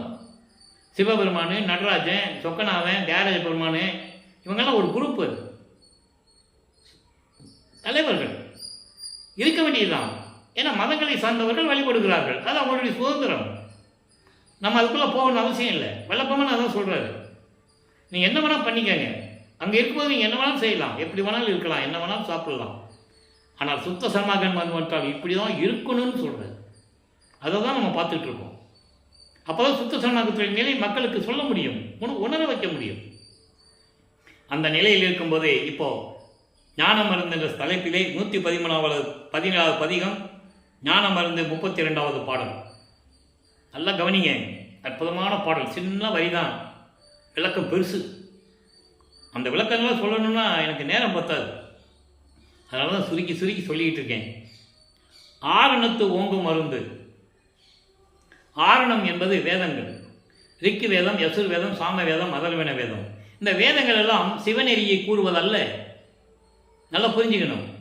ரிக்கு வேதம் என்பது இந்திரனை வழிபடுவது, அதுக்கு பரிகாரங்களை தேடுவது.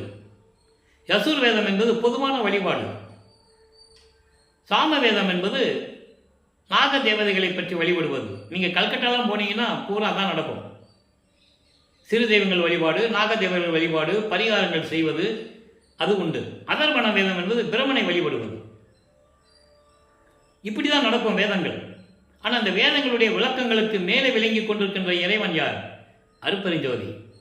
அதனால சொல்றாரு, ஆரணத்து ஓங்கும் மருந்து, அருள் ஆகமமாகி அன்னிக்கும் மருந்து. அருள் ஆகமங்கள், ஆகம நூல்கள், சிவநெறி நூல்கள் 28. அப்போ இந்த சிவநெறி நூல்களுக்கு பொருந்திய இறைவன், சிவநெறி நூல்களுக்கு முடிவுக்கு மேல் விளங்கிக் கொண்டிருக்கின்ற இறைவன், சமயங்களையும் மதங்களையும் மார்க்கங்களையும் சாராத இறைவன் என்று கூறுகிறார். அதங்க முக்கியமான கருத்து. ஆரணங்களுக்கும் ஆகமங்களுக்கும் மேல் விளங்கிக் கொண்டிருக்கின்ற இறைவன். இந்த ஆரணங்களும் ஆகமங்களும் சமயங்களையும் மதங்களையும் மார்க்கங்களையும் சார்ந்தது. அதான் கான்செப்ட். அப்ப இதை தாண்டியவன் இறைவன் அருட்பெருஞ்சோதி. அதை தான் அகவலில் சொல்லுவார், சாதி மதமும் சமயமும் பொய்யென ஆதியில் உணர்த்திய அருட்பெருஞ்சோதி. பிரபஞ்சம் தோன்றிய காலத்திலிருந்து எல்லாருக்கும் உணர்த்தியது, ஆனால் யாரும் கடைபிடிக்கவில்லை. அங்கதான் விஷயம். அதை கடைபிடித்திருந்தால் போர் செய்ய முடியாது, காமத்தில் இருக்க முடியாது. தேவர்களால் காமத்தில் திளைத்துக் கொண்டிருந்தவர்கள், போர்க்குணம் கொண்டவர்கள். பாட்டில் சொல்றாரு, இப்ப நம்ம இங்க பேசுறதெல்லாம் என்னுடைய சொந்த கருத்தோ கற்பனையோ கதையோ அல்ல. திருவள்ளுவனுடைய பாடல்களின் விளக்கங்களை உங்களிடம் கூறிக்கொண்டிருக்கிறேன். அதுக்கான பாடல்கள் நிறைய உண்டு. அதான் சொல்றாரு, அன்னிக்கும் மருந்து சொல்லிட்டாரா. காரணம் காட்டு மருந்து. காரணம் என்பது இங்கே பெரும் கருணை, தனிப்பெருங்கருணை, அருட்பெருஞ்சோதி. அருட்பெருஞ்சோதி அருட்பெருஞ்சோதி, தனிப்பெருங்கருணை அருட்பெருஞ்சோதி. இந்த காரணம் என்பது தனிப்பெருங்கருணை. அப்படிப்பட்ட இறைவன் அருட்பெருஞ்சோதி. எல்லாம் கண்ட மருந்து. எல்லாம் கண்ட மருந்துன்னு என்ன? எல்லாரையும் பெற்றுக்கொண்டிருக்கின்ற இறைவன் என் உள் கொண்ட மருந்து, என் உள்ளத்திலே கலந்து கொண்ட இறைவன் என்று கூறுகிறார். இப்போ அனுபவமாலை 147வது பதிகம், அனுபவமாலை 97வது பாடல். 1ஆம் திருமுறைக்கு வடிவுடை மாணிக்க மாலைக்கும் இதுக்கு நிறைய வித்தியாசம் இருக்கும். நீங்கள் கவனிச்சுட்டே வந்தால் தெரியும், உங்களுக்கு புரியும். சுத்த சன்மார்க்கம் என்ன உங்களுக்கு புரியும். இந்த பாடல்களை எல்லாம் 100 பாடல்கள் தன்னை மனைவியாகவும் இறைவனை கணவனாகவும் வர்ணனை செய்து, உள்ளத்தை தோழியாக வர்ணனை செய்து இந்த பாடல்களை அருளியிருப்பார்கள். அதை எப்படி உலக மக்களுக்கு கன்வெர்ட் பண்றாரு, அந்த விளக்கத்தை தான் நம்ம பார்த்துட்டு இருக்கோம். அருள்ஜோதி தலைவர் எனக்கு அன்புடைய கணவர் சொல்லிட்டாரா.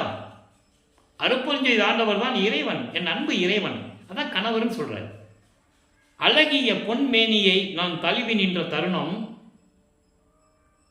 மனைவி கணவனுடைய பொன்மேனியை தழுவி நிற்கிறாள்.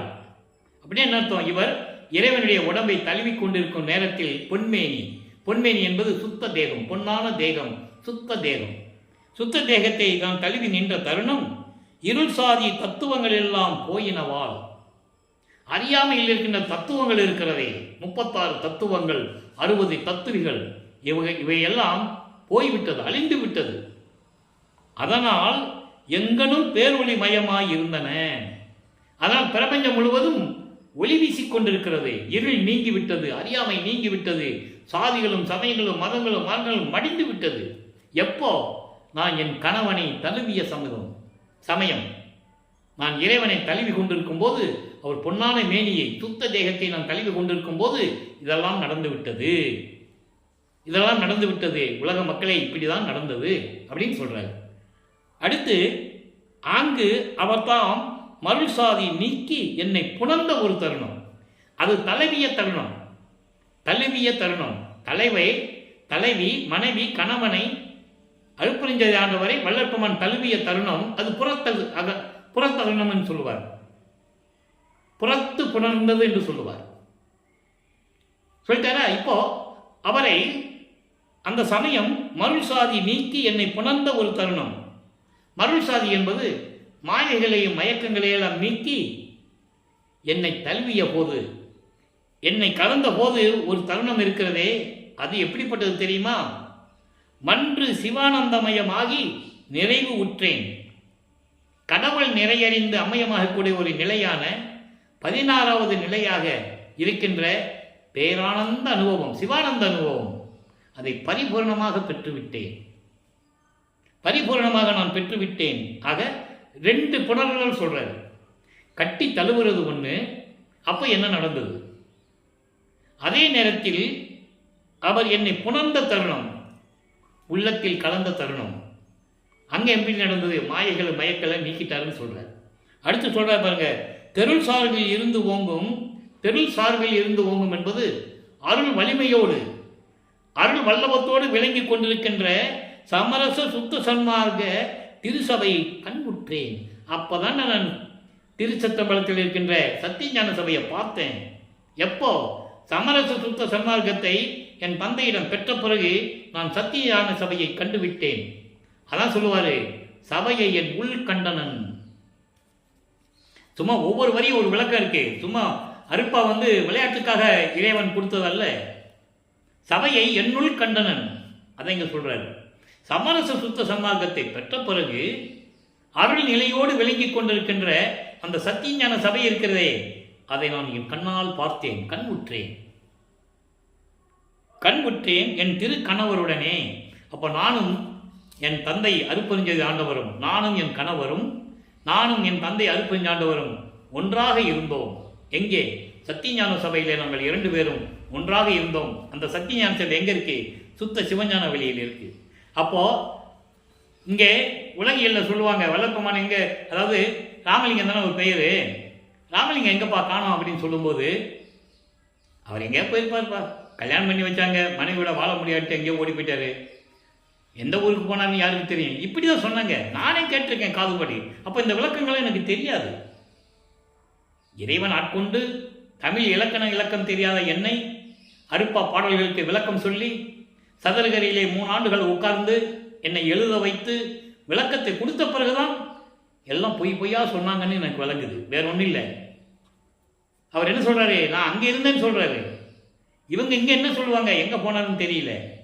அப்போ இது மறைக்கப்பட்ட உண்மைகள், பிரபஞ்சத்தில் மறைக்கப்பட்ட உண்மைகள் என்ற தலைப்பில் நான் ஏற்கனவே 4 ஆண்டுகளுக்கு முன்னாலே நமது பதிவிலே நான் இந்த யூடியூப்பில் நான் பதிவு செஞ்சுருக்கேன். நீங்கள் பார்க்கலாம். பிரபஞ்சத்தில் மறைக்கப்பட்ட உண்மைகள் அப்படின்னு நீங்கள் டைப் பண்ணிங்கன்னா உங்களுக்கு அந்த விளக்கம் ஏற்கனவே கிடைக்கும். இருக்குது, யூடியூப்குள்ளே இருக்குது. சரியா? அப்போ இந்த நிலையில் இருக்கும்போது கடைசியாக ஒரே ஒரு விளக்கம் நண்பர்களே. இப்போ சொல்லிட்டாரு, அனுபவ மாலையில் தான் பெற்ற அனுபவங்களை உலக மக்களுக்கு சொல்லிட்டாரு. சொன்ன பிறகு 53வது பதிகத்திலே திருவருள் பெருமை என்ற ஒரு பதிகத்திலே ஒரு பாடல். அதுக்கு சம்பந்தம் இருக்கு, தொடர்பு இருக்கு. அதனால சொல்ல வேண்டியிருக்கு. காய்மையை தவிர்த்து, அங்க என்ன சொல்றாரு? இருள் சாதி தத்துவங்கள் எல்லாம் போய்விட்டதுன்னு சொல்றாரு. இங்க என்ன சொல்றாரு? காய்மையை தவிர்த்து. காய்மை என்பது பொய்கள் என்பது சமயங்களிலும் மதங்களிலும் மார்க்கங்களில் கூறப்பட்ட பொய்யான செய்திகள், பொய்யான நெறிகள், அவற்றையெல்லாம் நீக்கி எனக்கு அருள் கொடுத்த கனிந்த கற்பக தனி பெருங்கரவை. கற்பக மரம்னு ஒரு மரம் இருக்கு, அதுல காய்க்கக்கூடிய சுவையான பழம் போன்ற இறைவனே என்று சொல்லுகிறார். அப்போ சுத்த சன்மார்க்கத்தை கொடுத்து எனக்கு இந்த பொய்களை எல்லாம் நீக்கினார். சமயங்களிலும் மதங்களிலும் மார்க்கங்கள் கூறப்பட்ட பொய்களை எல்லாம் நீக்கினார். தூய்மையை விளக்கி துணைமையே அளித்த ஜோதியே. தூய்மையை விளக்கி, தூய்மை என்பது சமரச சுத்த சன்மார்க்கம். சுத்த சன்மார்க்கத்தை எனக்கு கொடுத்து அதை விளக்கி எனக்கு துணையாக இருந்த அருளிய அருப்பெருஞ்சோதியே. இவ்வளவு விளக்கம் இருக்கிறதுக்கு. தூய்மை என்ன? சுத்தமானது அல்ல, சுத்த சன்மார்க்கம் கொடுத்து அளித்த ஜோதியே. தூய்மை இல்லாருக்கு, எல்லாம் கவனிக்கணும், தூய்மை இல்லாருக்கு, சுத்த சன்மார்க்கத்தில் இல்லாதவர்களுக்கு. அதை தான் உத்தரஞான சிதம்பரம் சொல்வாரு, ஒத்தாரும் தாழ்ந்தாரும் நேர்கண்டு உவக்கன்னு சொல்லுவார். எல்லாம் வருவாங்க, நீ பார்த்துக்கோ மகனே. அப்பா மகனிட சொல்றாரு, உத்தரஞான சிதம்பரம் மாலையில் அதெல்லாம் வருவாங்க, நீ பார்த்துக்கோ, யார் நம்மால் ஒத்தவங்க யார் சமயங்களை சேர்ந்தவங்கன்னு நீ பார்த்துக்கோன்னு சொல்லுவார். ஒத்தவங்களுக்கு உடனே அருளை கொடுத்துரு, மித்தவங்களை ஒதுக்கி வை, நான் பார்த்துக்கிறேன், அவனுங்களுக்கு பரிகாரம் தான் கொடுக்க முடியும். தெளிவாக இருக்க பாடலில் யாரும் மறுக்க முடியாது. அப்போ அதான் சொல்கிறாரு, தூய்மை இல்லாருக்கு, தூய்மை இல்லாருக்கு என்பது சுத்த சன்மார்க்கத்தில் இல்லாதவருக்கு செய்மையே. செய்மை என்பது தூரத்தில் இருக்கிறது. அப்போ தூய்மை இல்லாதவர்களுக்கு, சுத்த சன்மார்க்கத்தில் இல்லாதவர்களுக்கு இறைவன் தூரமாக இருப்பான், அருளை கொடுக்க மாட்டான், தனியாக தான் இருப்பான். அப்படி சொல்லிட்டு எல்லாம் செய்ய வல்ல ஞான சித்தியே, அங்கே ஞான மருந்துன்னு சொல்லுவார், இங்கே ஞான சித்தின்னு சொல்லுவார். அப்படிப்பட்ட இறைவனே சுத்த சன்மார்க்க வாய்மையே, சுத்த சன்மார்க்கத்தின் சத்தியமே என்றேன். என் தந்தையை பார்த்து சொன்னேன், வந்து அருள்ஜோதி வழங்கினை வாடினின் மாண்பே. அருள்ஜோதியை கொடுத்தாச்சு, ஆனால் செயலாற்றணும். எங்கே செயலாற்றுறது? மேட்டுக்குப்பம் சித்தி வளாகத்தில் அருப்பெருஞ்சோதியை வாங்கியாச்சு, அங்கே செயலாற்ற வேண்டும். திருவருள் செங்கலாட்சி கொடுத்தாச்சு, செயலாற்ற வேண்டும். கடவுள் நிலையில் இருந்த அம்மையமாகிறது அங்கே தான். தந்தை மகனோடு இரண்டரை கலந்து கொள்ள வேண்டும். 51 ஆண்டுகள் பிரிந்த சக்தியோடு 51 ஆண்டுகள் தன் மகனை பூலோகத்தில் உலாவ விட்டு திரும்பி மகனோடு சேருவது மறைவதல்ல. நல்லா புரிஞ்சுக்கணும், மறைவதல்ல. மறைவதற்கும் அருட்பெருஞ்சோதி ஆண்டவர் ஆகிறதுக்கும் எவ்வளவு வேறுபாடு இருக்கு தெரியுமா? மறைவது என்றே சொல்லக்கூடாது. மகனோடு இரண்டரை கலப்பது, தந்தை மகனோடு இரண்டரை கலப்பது எப்படி? 51 ஆண்டுகள் பிரிந்த சக்தியோடு திரும்பி கூடுகிறார், அதான் கான்செப்ட். ஆக அப்படிப்பட்ட இறைவனை நாம் பார்த்திருக்கிறோம். அதோடு மட்டுமல்ல, அந்த உத்தரஞான சிதம்பரம் மாலையில் சொன்ன அந்த பாட்டு அப்படிதான். ஒத்தாரையும் இழிந்தாரையும் நேர்கண்டு உவக்க, நேர்கண்டு, உத்தாரையும் இழிந்தாரையும் நேர்கண்டு பார்த்துக்கணும், ஏமாத்துவான். இங்கே வந்து நமச்சிவாய சிவாய நம்ம சொல்லிட்டு இருப்பாங்க. ஒத்தார்கள் சுத்த சன்மார்க்கத்தை சேர்ந்தவங்க அருட்பெருஞ்சோதின்னு சொல்லுவாங்க. அப்போ அவங்களெல்லாம் நேராக கண்டு பார்த்துக்கோ. உவக்க ஒருமித்தாரை வாழ்விப்பது, சுத்த சன்மார்க்கத்தில் இருந்து கொண்டு மகாமந்திரம் சொல்லி அருட்பெருஞ்சோதி அருட்பெருஞ்சோதி தனிப்பெருங்கண்ணை அருட்பெருஞ்சோதி மகாமந்திரம் சொல்லி அருட்பெருஞ்சோதி ஆண்டவரை வணங்குவது. அப்படிப்பட்டவர்களுக்கு அவர்கள் மகிழ்வோடு இருப்பதற்காக ஒருமித்தாரை வாழ்விப்பது. ஒருமித்தார் என்பது சுத்த சன்மார்க்கத்தை சேர்ந்தவர்கள். சும்மா வல்லப்பவன் படம் வச்சுக்கிட்டு படையல் போடுறதில்லை. நீங்கள் யூடியூப்லையும் ஃபேஸ்புக்லையும் இன்ஸ்டாகிராம்லையும் பாருங்களேன், சுத்த சன்மார்க்கனுடைய விளக்கம் தெரிந்தவர்கள் கண்களில் தண்ணி வரும். நான்லாம் அழுதுருக்கேன், அதை பார்த்தெல்லாம் என் கண்ணில் தண்ணி வரும், இப்படியும் இருக்கிறாங்களே அப்படின்னு. இது வேண்டுமென்று சொல்லுவதில்லை. சுத்த சன்மார்க்கத்தில் நெறி தெரிந்து விட்டால் அது நிலை உருவாகும். அதான் சொல்றாங்க, நேர் கண்டு உவக்க ஒருமித்தாரை வாழ்விப்பது.